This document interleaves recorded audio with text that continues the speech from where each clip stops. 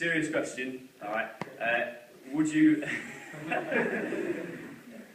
This is the epic you put me through yesterday. Would you be willing to let me hit you around the head with a shovel? Probably not. That's the right answer. Insane. Alright, mate. So what I want you to do is choose a helmet now. Any helmet. And put it on for me. I know some of them are climbing helmets, it doesn't matter all too much. You're going to hit me, I think.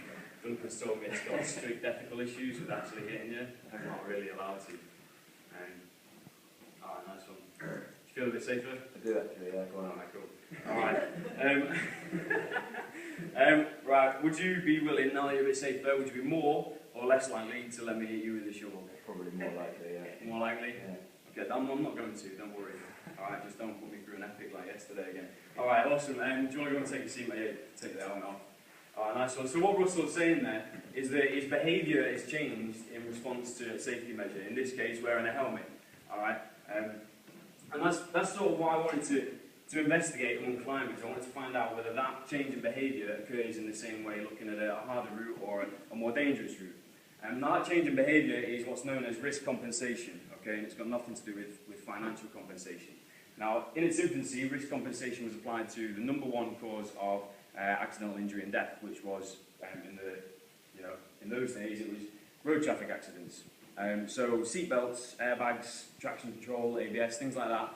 Do all of these safety measures make the driver act more recklessly or drive faster because they know they'll be all right. You know, if they go a little bit too fast around the corner, they've got the safety measures to back up. All right.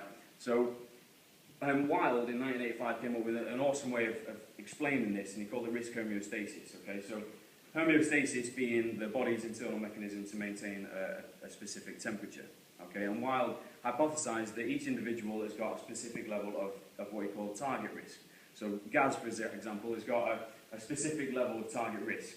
Okay, as soon as he puts a helmet on or adopts a safety measure, the level of risk that he's exposed to lowers.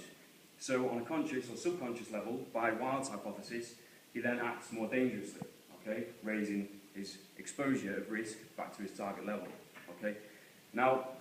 Granted, this theory and the research into road traffic accidents came under quite considerable criticism, in fairness, by Gresham and Garber, along with Stetson and Hoffman, who said that even if this risk compensating behaviour does occur, it's not enough of a change in behaviour to offset the protection afforded by said safety measure.